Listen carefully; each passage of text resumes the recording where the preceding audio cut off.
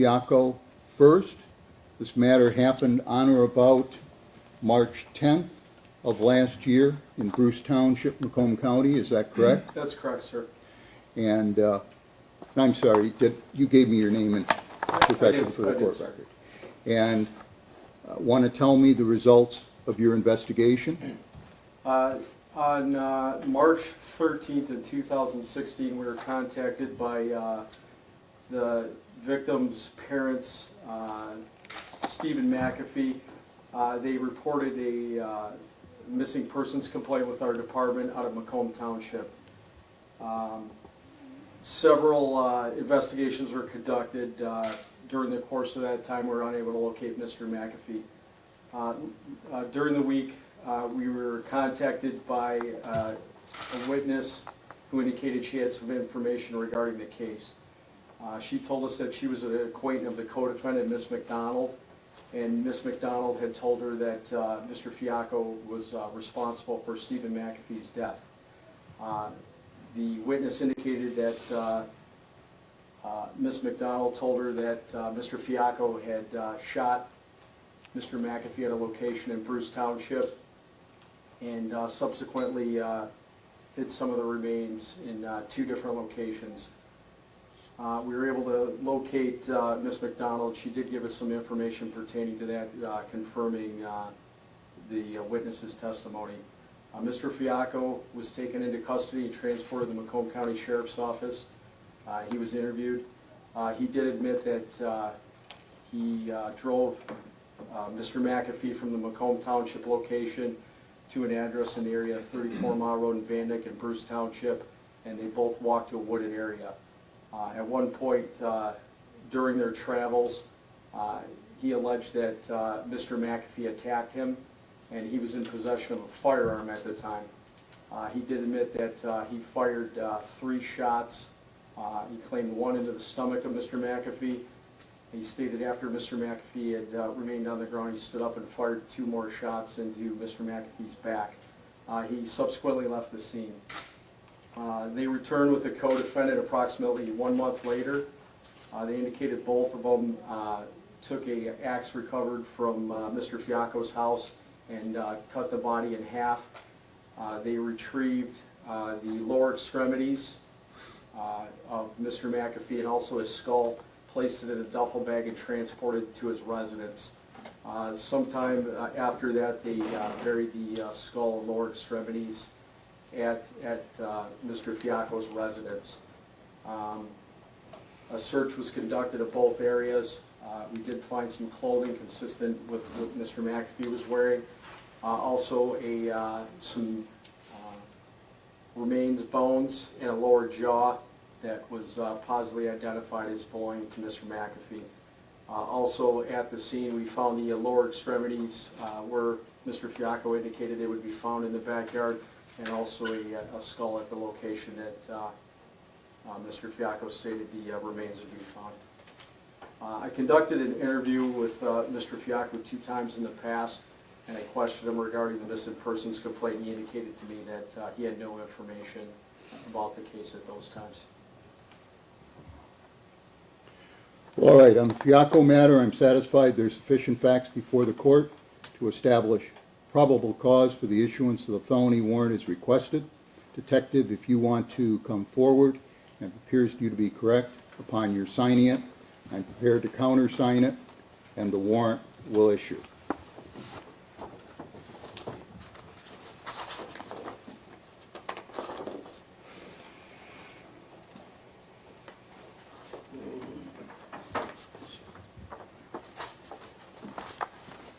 Let the record show that I have countersigned it.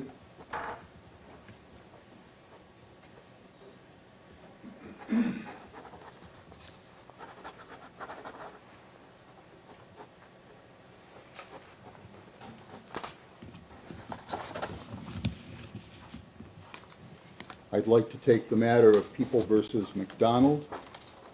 Detective, you remain under oath to the court from the prior file. Do you acknowledge that? I do, sir. Want to tell me the results of your investigation in this matter? As previously stated, after we talked to the witness, they indicated Ms. McDonald was involved. We located her at her residence. She was transported to the sheriff's office and an interview was conducted. I had conducted a previous interview with Ms. McDonald as well back in September 2016. She was questioned regarding the missing persons complaint, and she also indicated that she had no knowledge of the case. At the sheriff's office, the last interview, we spoke with her regarding the case, and she eventually admitted that she did have knowledge of the case. She advised she was not at the location when it's alleged that Mr. Fako shot Mr. McAfee. She stated she was taken to the scene approximately 1 month afterwards by Mr. Fako, who indicated he wanted to show her something. When she was at the scene, Mr. Fako took her to the deceased that was on the ground and admitted to her that he had shot Mr. McAfee.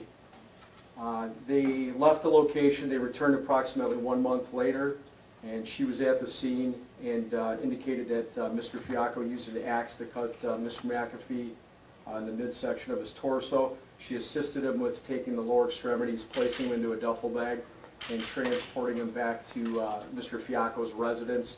At the residence, she also confirmed that she assisted in some ways with helping Mr. Fako bury the remains in the yard, and she also took the duffel bag that they transported the remains in and burned it into the fire pit at the location. I'm satisfied there's sufficient facts before the court to establish probable cause for the issuance of the felony warrant as requested. Detective, if you want to take a look at this, it appears you to be correct, and prepared to countersign it, the warrant will issue.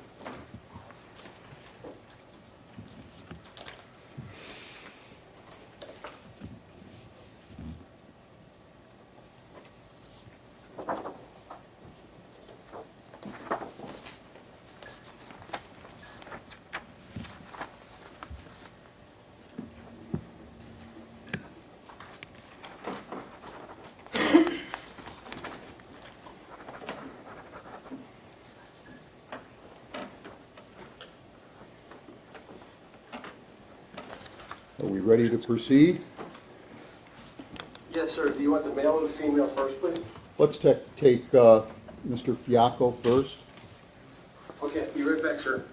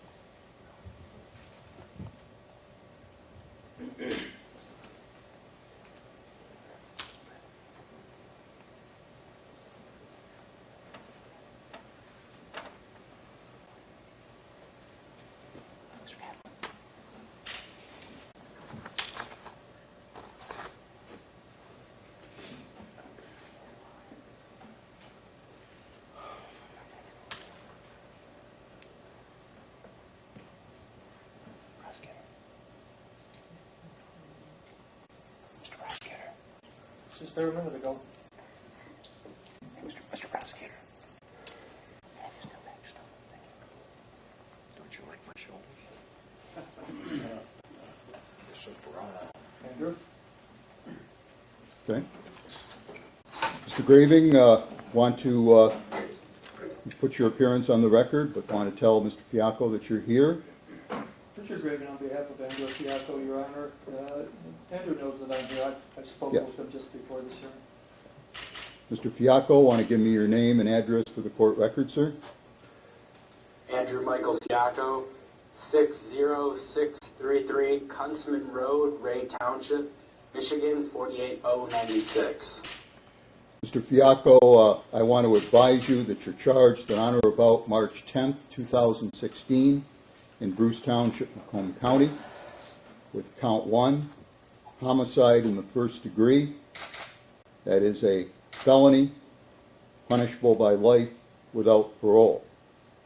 Count 2, weapons felony firearm. That is a felony potentially punishable by up to additional 2 years imprisonment. Count 3, disinterment or mutilation of a dead body. That is a felony punishable by up to 10 years in prison, fines of up to $5,000. Count 4, lying to a peace officer. That is in a violent crime investigation. That is a felony potentially punishable by up to 4 years imprisonment. Do you understand the nature of the charges? I do, Your Honor. You've got a right to be represented by an attorney. We've noted Mr. Graving's appearance on your behalf today. In the event that you're unable to afford an attorney and you qualify, the court would appoint an attorney to act on your behalf. You also have a right to a trial in this matter before the court or before a jury. You have an absolute right to remain silent. Anything that you may say orally or in writing could be used against you in court. You would have a right to have Mr. Graving present during any questioning that you might consent to. Do you understand those constitutional rights? I do, Your Honor. Mr. Graving, how is Mr. Fako pleading to this? Your Honor, I'd like to stand mute on his behalf, please. Fako stands mute. I'll enter a not guilty plea on his behalf.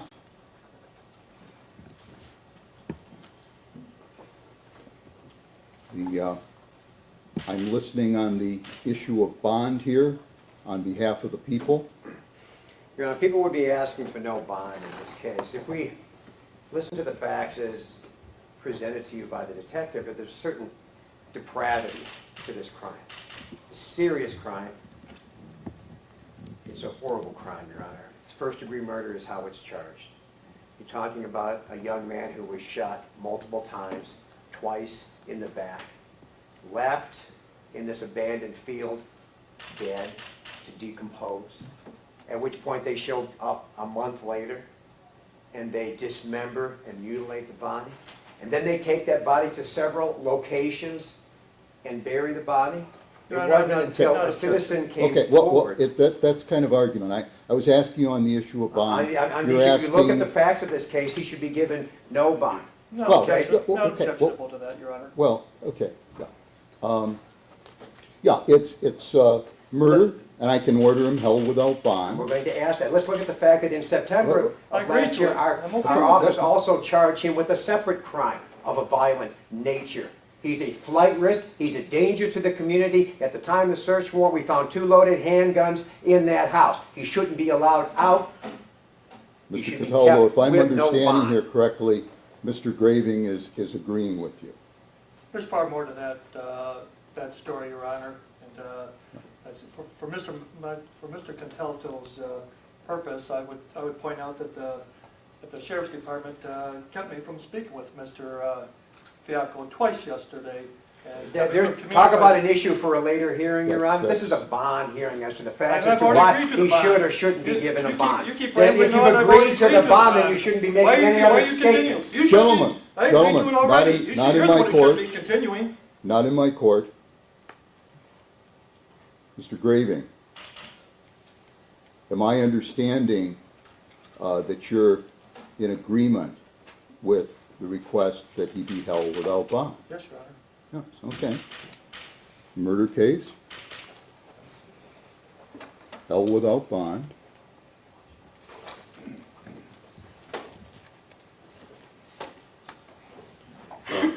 Mr. Fako, one of your important rights as a citizen is that of a probable cause hearing on these charges in this court. It will be the burden of the people through the prosecutor to establish probable cause to believe the crime has been committed and that you committed it. Madam Clerk, we have proposed dates for a conference and a hearing. So the court would be available either Tuesday, May 9th or Wednesday, May 10th for the conference. Either one, Your Honor. 9th would be preferable, Your Honor. Sorry. And that would be at 1:30. And the hearing would be the following Tuesday, May 16th at 1:30. Oh, I'm sorry, Judge, May 16th would be at 9 a.m.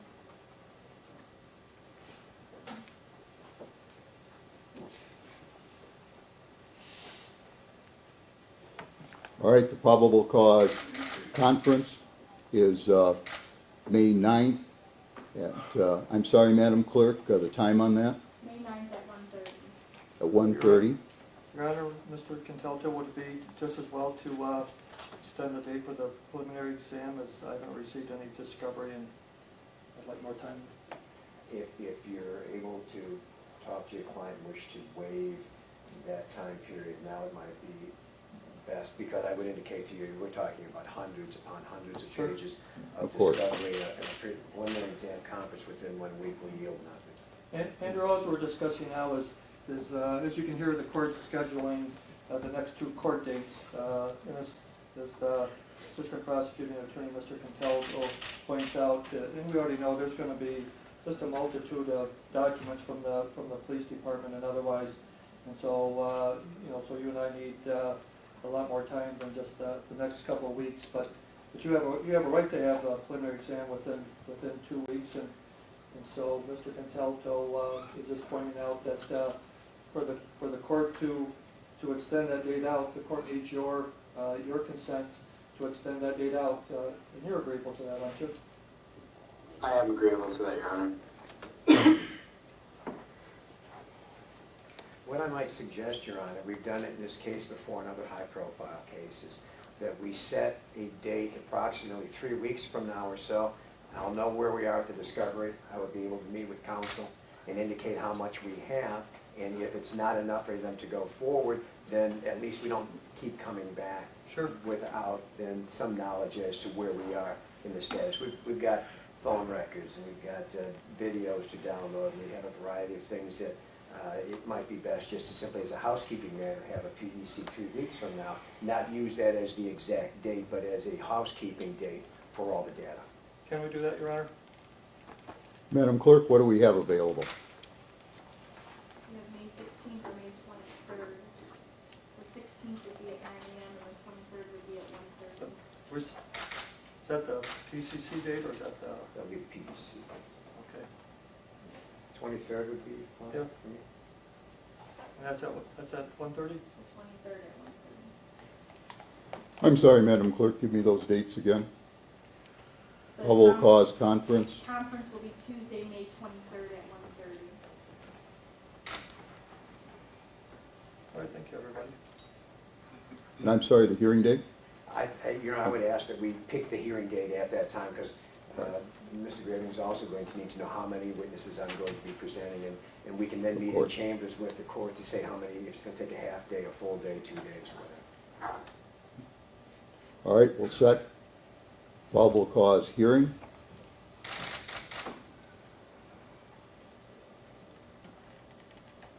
Probable cause hearing and probable cause conference. On this file, is there anything else to come before the court? That's everything, Your Honor. People are satisfied, right?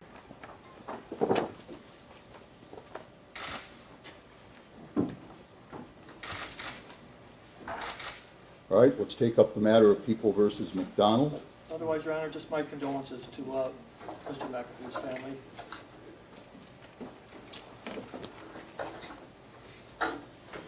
Counsel, my understanding is you're not Mr. West. I am not Mr. West, Your Honor. I'm William Barnwell, standing in for Joshua West of Barnwell Law PLLCC, and I'm standing in for the attorney of record, Mr. Joshua West, with Mr. West's client's consent, who I've already All right. spoken to. And just before she comes in, I have spoken to her, Your Honor, and explained the nature of the charges, so I've asked, once we're on the record, to waive a formal reading and just enter into a bond hearing. Okay. All right. I'm sorry, she's not in there. We can wait. While we're waiting, I also do want to extend my condolences to the family members of the victims who have been affected by this.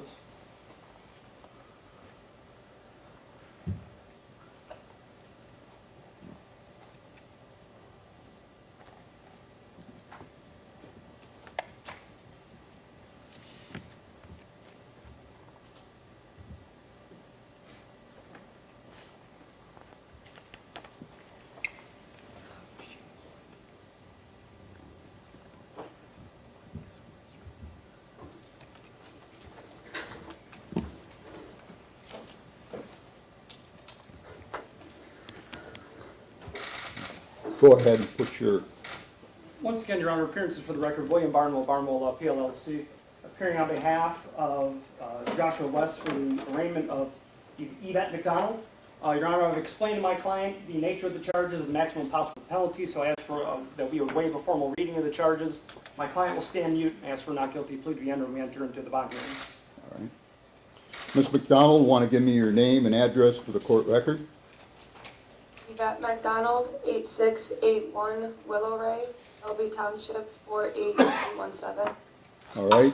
Counsel, Mr. Barnwell is waiving the formal reading.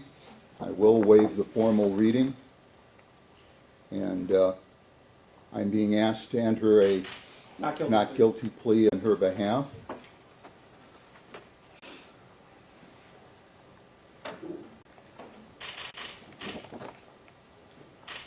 Have you gone through the nature of a probable cause hearing with her? I've explained that, but for the record, especially what we just discussed with the co-defendant, Ms. McDonald, you have the right to something called a probable cause conference within 14 days of your arraignment date and a preliminary exam within 21 days. I am advising you to waive that time period, which you have the right to do if the judge consents, so that your legal counsel has more time to prepare.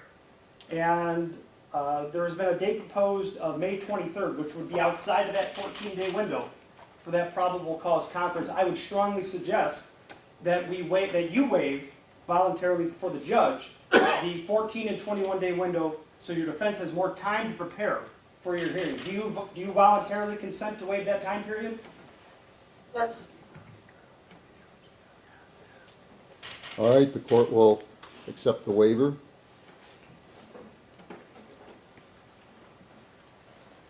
Let's address the, and are we adopting the same dates that we did? So we're going to do a probable cause conference. Probable cause conference, Your Honor, May 23rd at 1:30, correct? Yes, May 23rd, and at that time we'll discuss the scheduling for the probable cause hearing.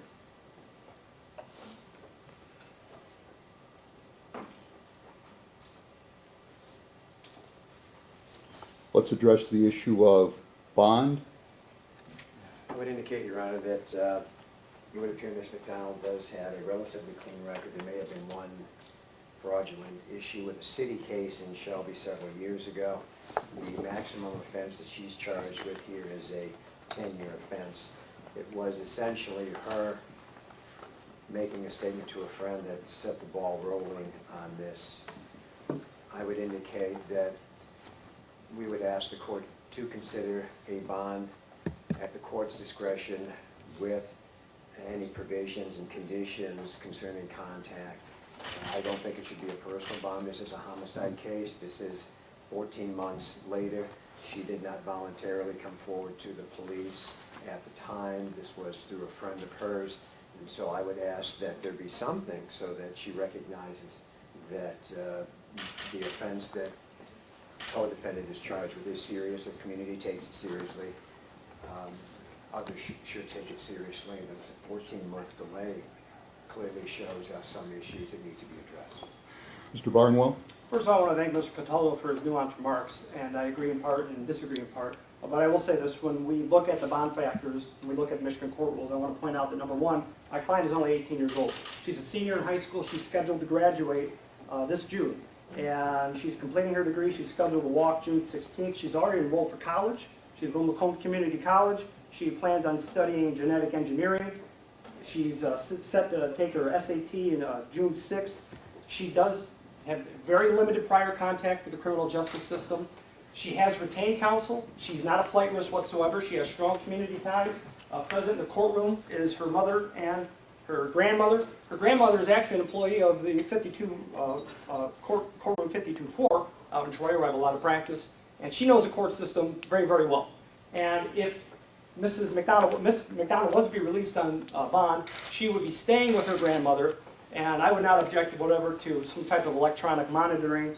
But she poses no risk of flight. Obviously, this is a serious case, serious charge, but it is, at this point in the game, merely an allegation. Everything you heard from the detective and everything you heard from the people, these are all allegations. And this is a young woman. We're not going to get into the facts of the case, but we also have to look at her relatively young age. So she does not, despite the charges, and I know this Might sound, but I will strongly advocate that she is not a risk to society.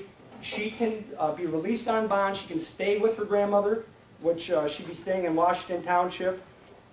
She's got schooling to complete, colleges she's enrolled in, and we'll let the actual facts of the place play out in the preliminary exam, as things went. We don't know exactly what happened. Right now, it is all just allegations. Of course So it is. I know that we're not going to set a personal bond. What I would ask this court to grant would be a $10,000, 10% bond. If the court is not inclined to grant that, I would ask you maybe meet me halfway and issue a $10,000 cash surety bond. And if the court does not want to grant that, I would ask to send a stronger signal to the public. Perhaps a $100,000 10% provision, so that she could still have the opportunity to be out on bond, go to school. She'll be under electronic monitoring if you want to order that. She'll be with her grandmother. She doesn't pose a flight risk. She'll be back here at court. She's not going to pose any threat to the public. And she will be cooperative with this court every step along the way. But rather than her case, her attorney's trying to deal with her in the Macomb County Jail, she's got retained counsel. Let her have the fairness. Right now it's just an accusation. Let her have the fairness where she can be on the outside working on her education, have the ability and freedom to deal with her attorneys on this matter, so that she can get a fair shake. Because as we know, the people got all the resources in the world to prosecute her. Let's level the playing field. It's just an allegation. I know it's a serious one that the public should take seriously. So I'd ask, at the very minimum, if you want to send a very strong signal to the public, you can send it $100,000 with the 10% provision, or I ask for a $10,000 cash surety bond. Anything else on the issue of bond? Just that whatever bond the court sets would be a condition to have no contact with the victim, no victim's family. We obviously agree with that. Gentlemen, looking at the seriousness of this, I'm understanding, Mr. Barnwell, exactly what you're saying. What I'll do here is I'm going to set bond at, I'm going to set it at $20,000.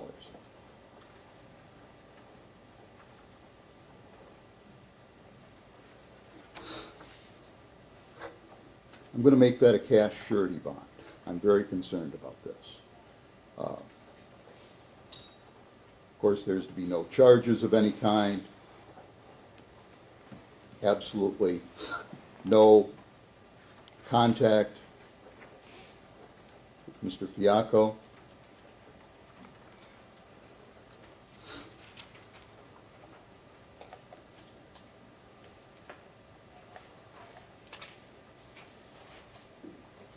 I want a GPS tether.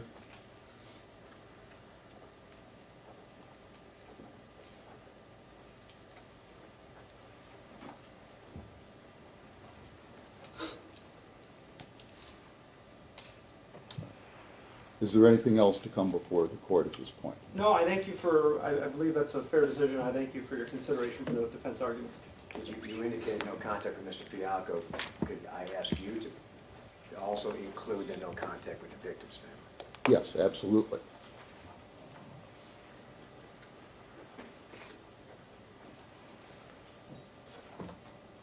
And one Ms. more thing- McDonald, do you understand everything that we've done here with regard to the bond? Clearly, no contact whatsoever. Mr. Fako, absolutely no contact with the family of the deceased. If I may just address my client, every call you make is recorded. Do not say anything on these phones, recorded. You're presumed innocent. Do not discuss this case on the phone with anybody in the jail. Yes, sir.